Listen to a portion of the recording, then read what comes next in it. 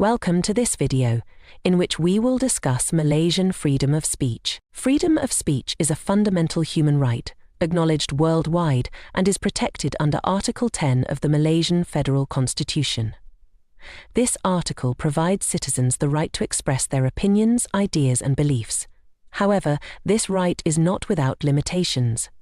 Laws such as the Sedition Act of 1948 and the Communications and Multimedia Act of 1998 impose restrictions aimed at safeguarding public order, morality, and national security. While these laws are designed to prevent harmful speech, such as hate speech or defamation, they have often been criticized for suppressing dissenting voices and limiting open dialogue. This report explores the tension between the need for societal harmony and the preservation of individual freedoms in Malaysia, highlighting the implications of these limitations on the country's democracy and public discourse. The report sets out several key objectives. First, it seeks to analyze the legal framework governing freedom of speech in Malaysia, including its scope and limitations. Second, it compares Malaysian laws to international human rights standards, particularly the Universal Declaration of Human Rights, UDHR, which emphasizes the global recognition of freedom of expression. Third, it examines real-work cases to demonstrate the impact of legal restrictions on individuals, particularly activists, journalists, and academics. Lastly, it provides suggestions to balance the protection of freedom of speech with the need to ensure public order and national security. These objectives aim to shed light on the complexities surrounding the exercise of free speech in Malaysia and to propose ways to address these challenges. To illustrate these challenges, the report examines 3 significant cases that highlight the use of laws to suppress free speech. The first case is that of Zunar, a political cartoonist renowned for his bold critiques of corruption and abuse of power in Malaysia.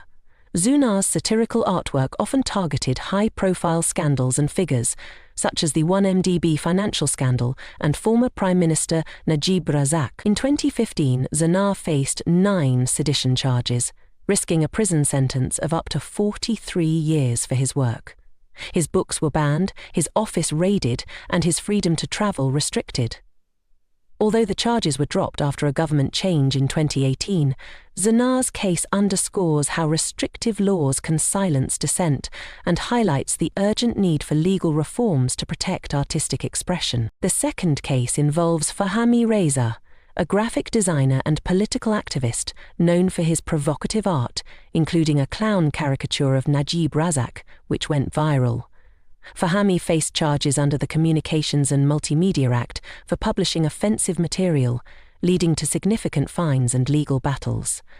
Despite these challenges, he continued to use satire to challenge authority, including a controversial Spotify playlist mocking the royal family. Fahmi's case underscores the importance of creative freedom as a tool for resistance and accountability, and demonstrates how vague and broad laws can be misused to suppress dissenting voices. But the efforts to suppress violence which took place after 9/11 were widespread. The third case is that of Azmi Sharom, a law professor charged with sedition in 2014 for his academic analysis of the 2009 Perak constitutional crisis. Azmi's remarks, rooted in legal scholarship, critiqued the political deadlock and the monarchy's role in the crisis.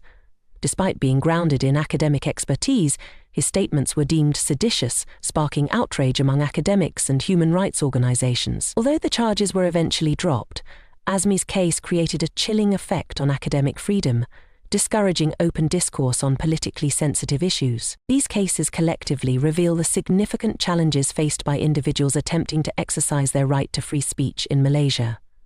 They highlight a troubling pattern of using broad, ambiguous laws to stifle dissent, often targeting those who challenge authority or address controversial topics. Such practices not only undermine individual freedoms, but also hinder Malaysia's progress toward a more open and democratic society. To address these issues, the report offers several suggestions. Promoting media literacy is essential in combating misinformation and equipping individuals to critically evaluate information. This is particularly important in the digital age, where misinformation can spread rapidly. Creating safe and inclusive platforms for dialogue is also crucial. Such spaces should allow for diverse voices, including marginalized groups, to be heard without fear of persecution. Additionally, transparency in content regulation on digital platforms is vital to maintaining public trust and ensuring that free speech is not unduly restricted under the guise of moderation. Encouraging constructive debates can further enhance societal progress by fostering mutual respect and understanding, even in the face of differing opinions. In conclusion, freedom of speech is a cornerstone of democracy, enabling individuals to contribute to public discourse, challenge authority, and advocate for change. However, its exercise must be balanced with responsibility to prevent harm, such as incitement to violence or the spread of hate speech. By implementing measures such as legal reforms, promoting media literacy, and fostering inclusive dialogue, Malaysia can better navigate the complex relationship between individual freedoms and societal stability. Ultimately, protecting freedom of speech not only strengthens democracy, but also ensures that all voices can contribute to shaping a more equitable and progressive society.